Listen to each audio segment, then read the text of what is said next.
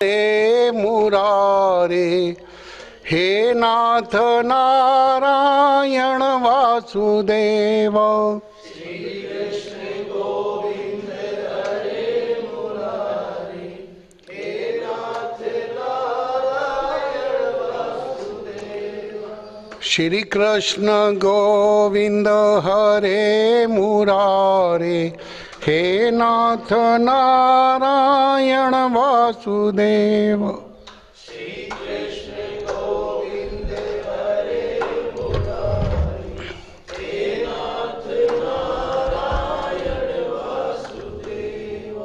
हे नाथ नारायण वासुदेव, हे नाथ नारायण वासुदेव। हे नाथ नारायण वासुदेव, हे नाथ नारायण वासुदेव, नाथ नारायण वासुदेव। श्री कृष्ण गोविंद हरे मुरारे, हे नाथ नारायण वासुदेव। श्री कृष्ण गोविंद हरे मुरारी, हे नाथ नारायण वासुदेव। श्री कृष्ण गोविंद हरे मुरारी, हे नाथ नारायण वासुदेव। श्री कृष्ण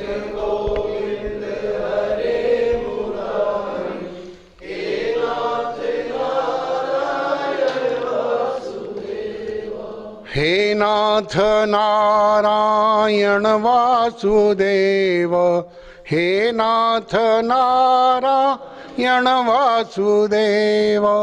हे नाथ नारायण वासुदेव, हे नाथ नारायण वासुदेव।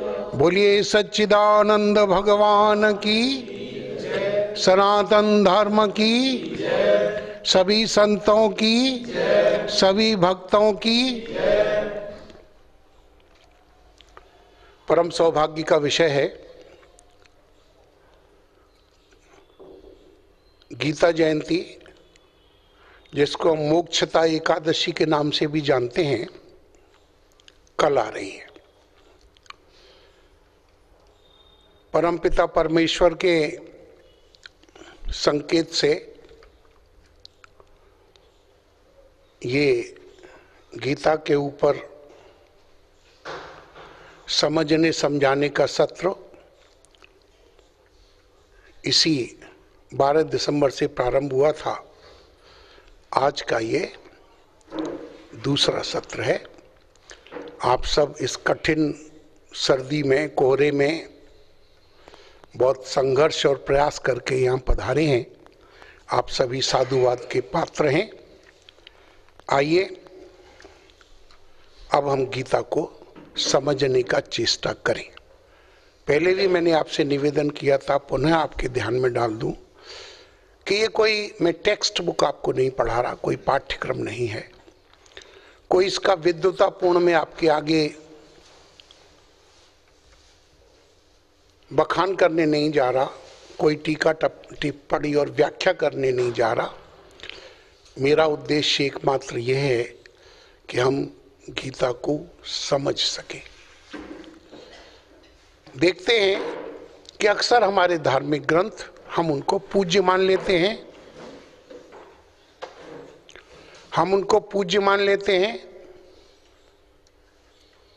और दुरूह मान लेते हैं। बस वो इतना ही है, बाकी वो क्या कहना चाहते हैं इससे हमारा कुछ लेना देना नहीं होता। और अगर कोई चर्चा भी करता है, बोलता है अरे यार ठीक है, सब पता है हमको, कुछ नहीं है, सब बातें ही हैं, गल नहीं दी गल्लानी। मित्रों, हम लोग सनातन धर्म में पैदा हुए हैं। सनातन माने जो सदैव है। बहुत बड़ा सौभाग्य है, अभी भी हम लोगों की करोड़ों साल का इतिहास आज उपलब्ध है। करोड़ों साल का इतिहास पिछला। ये जिस भगवत गीता की चर्चा कर रहे हैं, ये मैंने आपको बताया था, इसकी पृष्ठभूमि मैंने आपको बताई थी, अगर आपको याद हो तो, कि ये महाभारत के भीष्म पर्व के 25वें अध्याय से लेकर 42वें अध्याय तक इसका वर्णन है, संस्कृत में है, ये आप सब सुन चुके हैं। हमने इसकी पृष्ठभूमि की चर्चा आपकी आगे की थी, हम उसको रिपीट नहीं करेंगे। इसके इतना अद्भुत है ये ग्रंथ कि इसके ऊपर स्वनाम धन्य जितने भी आचार्य हुए हैं हमारे, उन्होंने इसके ऊपर टीका की है, और आप चकित होंगे कि अभी तक 1660 टीका इसके ऊपर हो चुके हैं। ऐसा अद्भुत ग्रंथ, धरती के ऊपर इसका सबसे ज्यादा प्रचार प्रसार हुआ है, लेकिन जिनका ये ग्रंथ है, जिनके लिए ये उपदेश हैं, उन लोगों ने इसको अलमारियों में दीपक और धूप बत्ती लगाकर रख दिया है कि बस भगवान की वाणी है, इसकी पूजा करो, घंटियां बजाओ, इत्यादि इत्यादि। भगवान श्री कृष्ण इस धरा पर क्यों आए? कोई कारण होगा। हम गीता क्यों सुने? कोई कारण होना चाहिए, क्यों सुने? क्या करेगी गीता? इसके लिए मैंने आपको बताया, गीता कही गई है युद्ध के मैदान में, धर्म क्षेत्रे कुरुक्षेत्रे संवेता युत्सवा। और ये कही किसको गई है? अर्जुन को। अर्जुन जो हम जैसा जीव है। अभी जीव की व्याख्या आगे करेंगे। क्या हुआ, क्यों बोलना पड़ा? 88 साल का है अर्जुन, अभी 88 साल कुछ महीने का।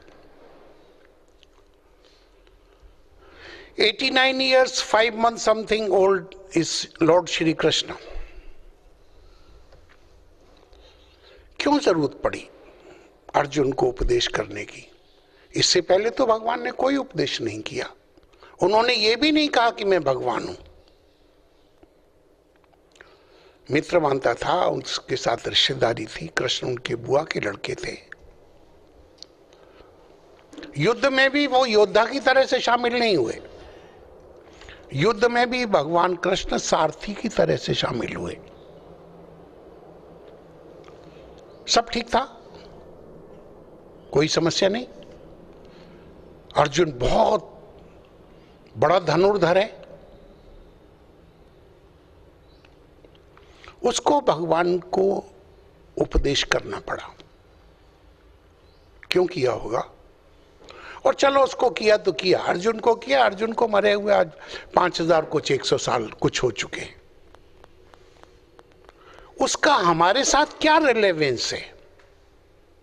हमको क्या जरूरत है? हम क्यों सुने?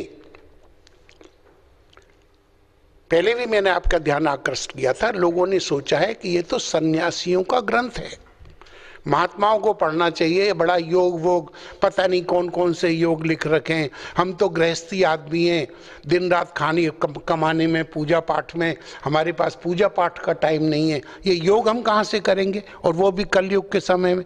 बच्चे पालें, अपने आप को पालें, घर मकान बनाएं कि योग करें? ये प्रश्न खड़े होते हैं। तो हम क्यों सुने? इसलिए सुने, हॉस्पिटल में हम क्यों जाते हैं? अस्पताल में हम तब जाते हैं जबकि हम पीड़ित होते हैं, बीमार होते हैं, कुछ न कुछ हमको रोग है। तो अर्जुन को भी रोग हुआ है। वो अटैचमेंट मोह से ग्रसित हो गया, शोक उसको हो गया, और वो हुआ अज्ञान के कारण, विषाद हुआ। हम भी इन 3 चीजों से ग्रसित हैं। हम मोहित हैं मैं और मेरा से। मैं माने मेरा शरीर, ध्यान दीजिएगा, ये शरीर ही मैं हूं, इससे हम मोहित हैं। हम पैदा हुए हैं, बड़े हुए थे, बच्चे थे, युवा हो गए, अब अधेड़ हैं और मेरे जैसे अब बुढ़े हो गए तो मर जाएंगे। और मरना किसी को भी अच्छा नहीं लगता, कोई नहीं मरना चाहता। मरने को तो छोड़ो, कोई बुढ़ा ही होना नहीं चाहता, नहीं चाहता कोई भी। मर जाएंगे। इतनी सृष्टि में हमने 10, 20, 50, 60 साल कमाया है, बच्चे हैं, औलाद है, सब कुछ, और हम मर जाएंगे। हाँ, मर जाएंगे। तो हम मरना नहीं चाहते, ये एक हमारा एक सबसे प्राइमरी कंसर्न है कि हम मरना नहीं चाहते, और मृत्यु का भय है, मृत्यु का भय है, हम डरे हुए। और आप ध्यान दें, अगर थोड़ी सी भी चेतना जागृत करें, if you improve your concentration you will find whatever you are doing, आप जो कुछ भी इकट्ठा कर रहे हैं, जो कुछ भी, वो मरने से बचने के लिए कर रहे हैं कि हमको कोई तकलीफ ना उठानी पड़े। लेकिन प्रकृति के नियम है, वो नहीं बदलेंगे। आप ध्यान दीजिए, पहले भी चर्चा हम कर चुके हैं कि हमको ये संसार छोड़ना पड़ेगा, ये निश्चित है, ये निश्चित है। कोई आज तक जो जन्मा है वो मृत्यु को प्राप्त होगा, इस नियम को कोई नहीं तोड़ सकता, कोई नहीं तोड़ सकता। साक्षात भगवान स्वयं इस धरा पर आए, उनका भी जीवन 126 साल 5 महीने 8 या 9 दिन रहा, वो भी गए। हम किस खेत की मूली हैं? हमारी समस्याएं हैं, हमारा समस्या ये है कि हम करते हैं भले के लिए और होता है बुरा, करते हैं सुख के लिए, होता है दुख। हम प्रसन्न आनंद में रहना चाहते हैं, हम दुख से अलग रहना चाहते हैं, लेकिन हम शोक और चिंता से ग्रस्त हैं। हम एक अनंत जीवन चाहते हैं, लेकिन हम विषाद से घिरे हुए हैं, सीमित हैं। अगर दुख तकलीफ नहीं है, क्यों आएंगे? किस लिए धर्म की, परमात्मा की? कभी आपने ध्यान दिया कि आपको परमात्मा की जरूरत ही क्या है? क्यों, किस लिए चाहिए भाई परमात्मा? और बुरा अच्छा मत मानिएगा, आप में से मैं किसी से भी पूछूं कि परमात्मा क्या है या भगवान क्या है, आप नहीं बता पाएंगे, आप जानते ही नहीं। बस मान रखा है आपने भगवान भगवान भगवान, आप नहीं जानते भगवान क्या है। नहीं तो कभी विचार करके देखिएगा, भगवान माने क्या। The concept of God in front of you will be somewhat, कोई विष्णु भगवान, कोई कृष्ण भगवान, कोई राम भगवान, कोई गणेश जी, कोई और इत्यादि इत्यादि इत्यादि। दे आर सिंबल्स, वो साकार रूप हैं, और साकार रूप का भी अभी आप उनकी गहराई के, उनके रहस्य को आप नहीं जानते। तो हमारी समस्या है कि हम संसार में दुखी हैं, हमारी समस्या है कि संसार हमारे मुताबिक नहीं चलता, हमारी समस्या है कि हम सुख चाहते हैं, दुख मिलता है। हम ये चाहते हैं कि हम कभी अमर रहें, हमको कभी मरना ना पड़े, मुझको ना मरना पड़े, मेरे परिवार वालों को कुछ तकलीफ दुख ना आए, और मेरा जो कुछ संसार है वो सब का सब यथावत दिन दूनी रात तरक्की करे। ऐसी हमारी सबकी मान्यता है, हम सब यही चाहते हैं, लेकिन ऐसा होता नहीं है। संस्कृति सह जगत, जो खिसक रहा है उसको जगत कहते हैं, खिसक रहा है, और हम उसको स्थायी करना चाहते हैं। हम चाहते हैं जो जैसा है वैसा रहे, नहीं होगा, होता ही नहीं। अब यहां पिछली बातों को सिर्फ इतना डाल देता हूं कि हमने आपको उसकी पृष्ठभूमि बताई, कहाँ उपलब्ध है गीता ये बताई, गीता की क्या उपयोगिता है इसके ऊपर हमने पिछले प्रवचन में दृष्टि डाली थी, और गीता का सार क्या है ये भी प्रकाशित करने का चेष्टा किया था। और फिर गीता के ऊपर एक बर्ड्स आई व्यू जो है वो हमने आपके आगे रखा था। अगर पिछले प्रवचन रिपीट करते रहेंगे तो नया आगे बढ़ नहीं पाएंगे।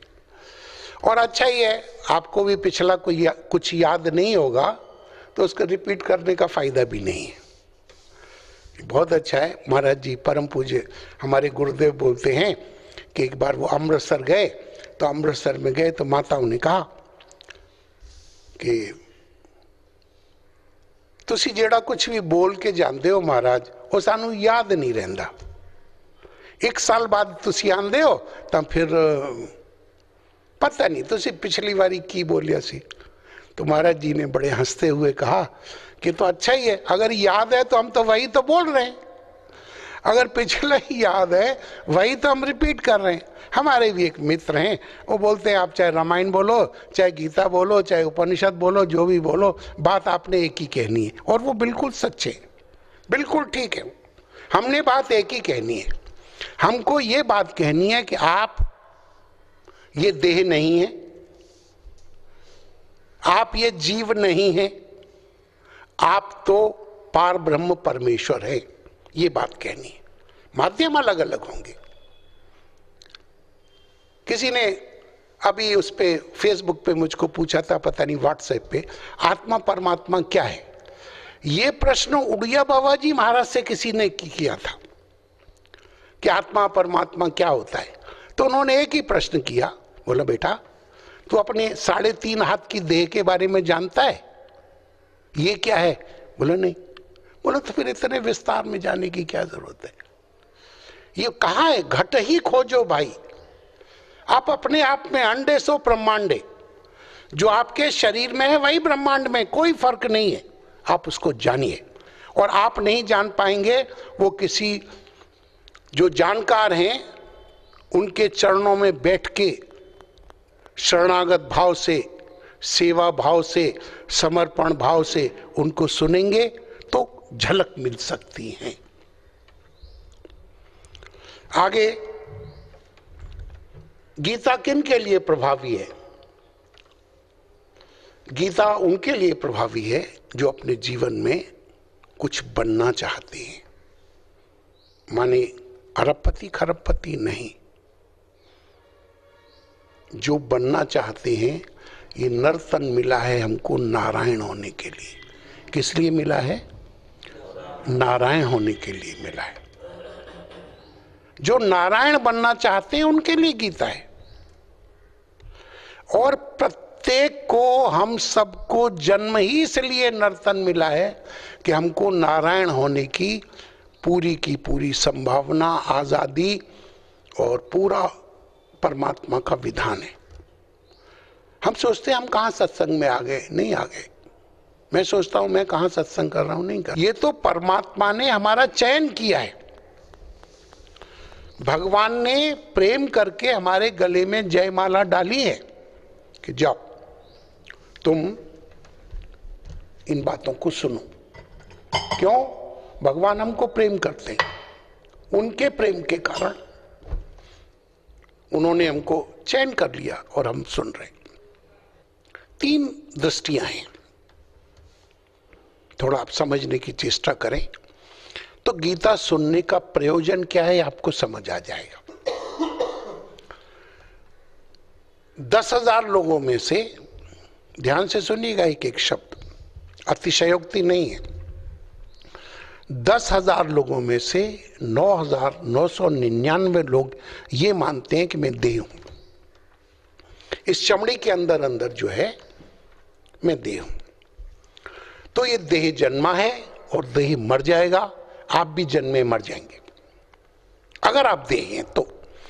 If you identify yourself with the body that I am this body only, you are sure to die, nobody can stop it.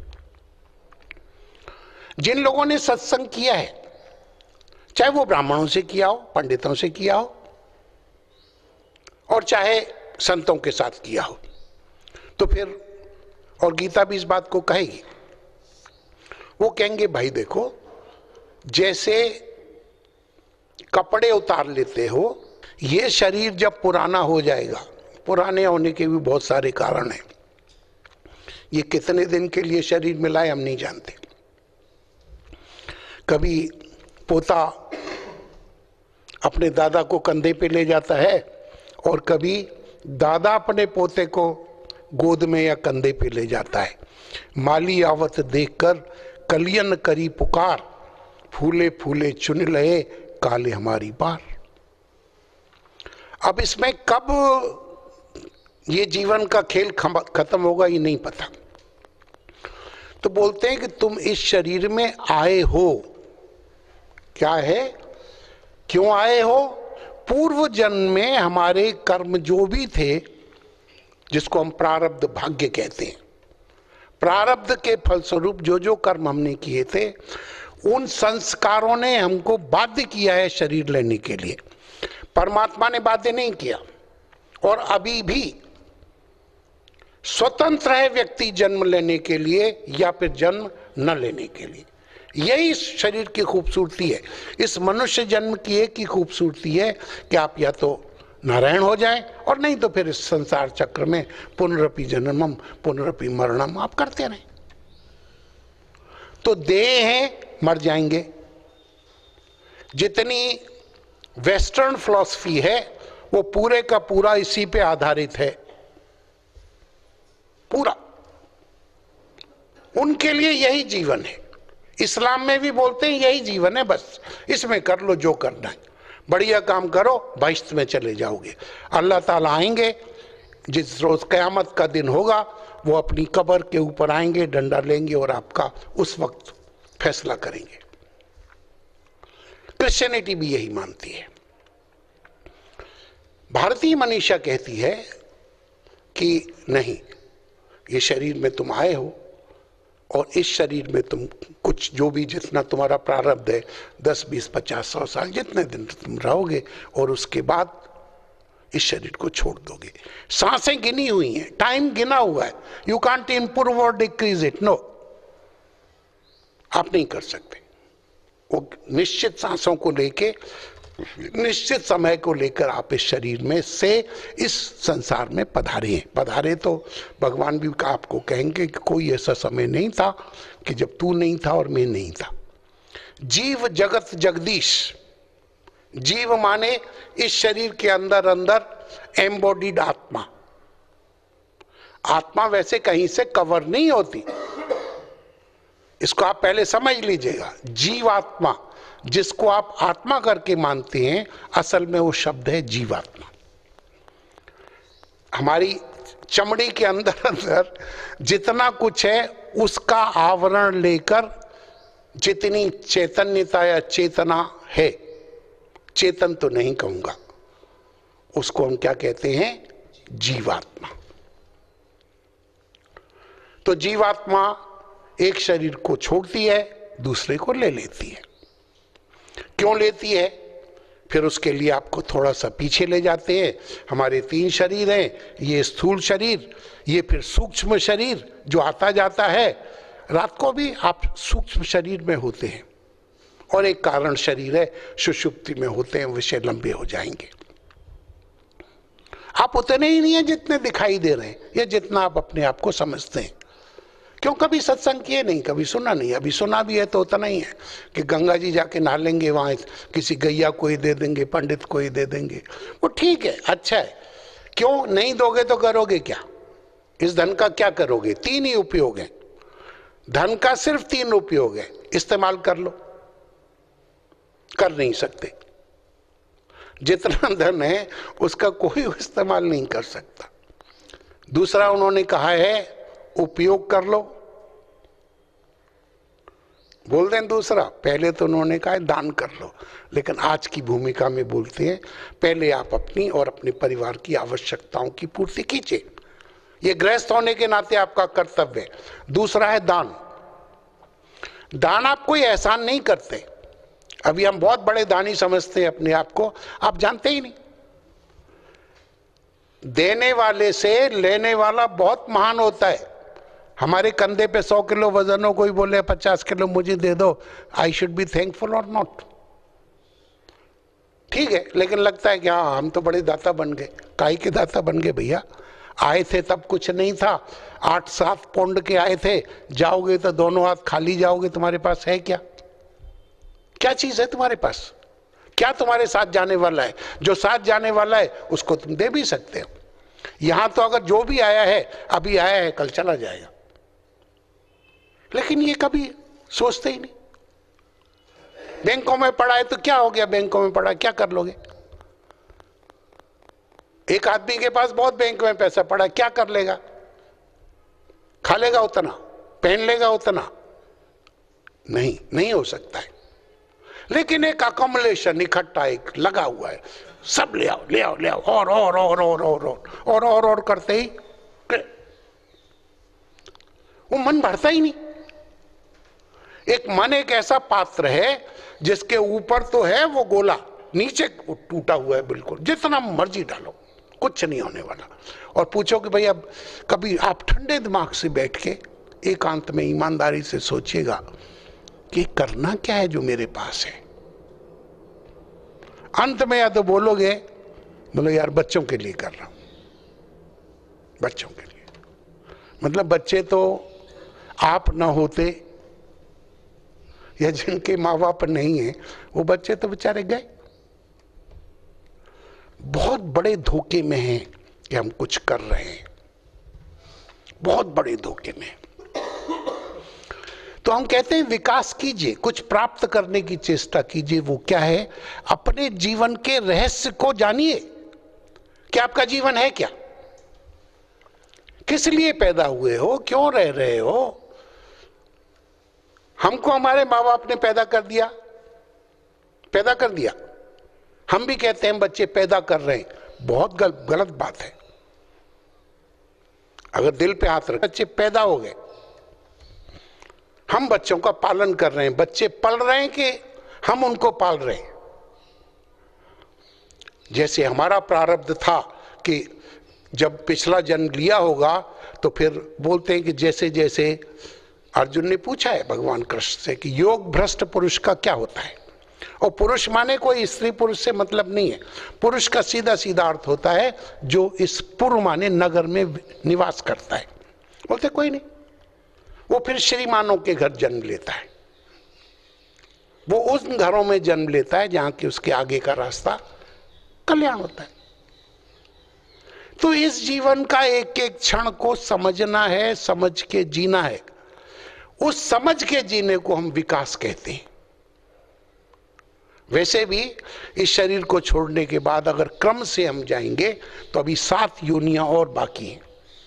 84 lakh योनि के बाद ये मनुष्य जीवन मिला, अभी 7 योनि और बाकी हैं। उससे भी हम मतलब आगे आगे उत्तर हमारे शरीरों में वृद्धि होगी।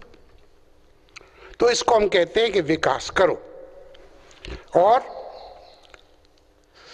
अगर गीता जो भगवान का गीत है, जो भगवान का उपदेश है, साक्षात पारे ब्रह्म परमेश्वर जिस बात को कह रहे हैं, अगर हम गीता का अनुसरण करें तो उनके बनाए हुए नियमों के अनुसार जीवन जिए, उनकी दी हुई समझ के अनुसार अपनी समझ को ढालकर जीवन यापन करें, तो हम अपने कर्तव्यों का निर्वाह बहुत भली प्रकार से कर सकेंगे, बहुत भली प्रकार से।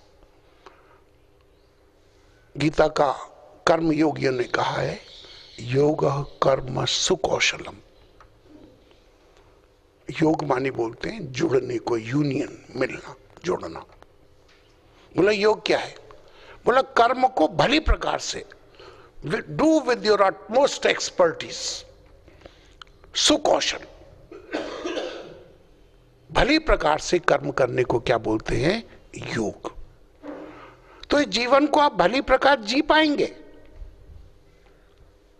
जैसा भगवान का बनाया तो उसने है, परमात्मा ने हमको बनाया है, किसी काम के लिए बनाया है, लेकिन हम उस काम को क्या मान रहे हैं? अपना मान रहे हैं, और इसलिए दुख सुख उठाते हैं। हम काम करते हैं, कोई भी काम करते हैं किसी न किसी फल की आशा से, नहीं तो क्यों करें? क्या जरूरत है हमको कोई काम करने की? क्यों करें? अभी धीरे धीरे समझ आएगी कि आप करते नहीं हैं, काम होते हैं, होते हैं। अक्सर एक उदाहरण मैं देता हूं, पेन से आप लिखते हैं, अगर पेन को थोड़ी सी भी बुद्धि आ जाए तो पेन बोलेगा मैं लिखता हूं। सच बात है? क्या विचार है? पेन लिखता है? लिखता है।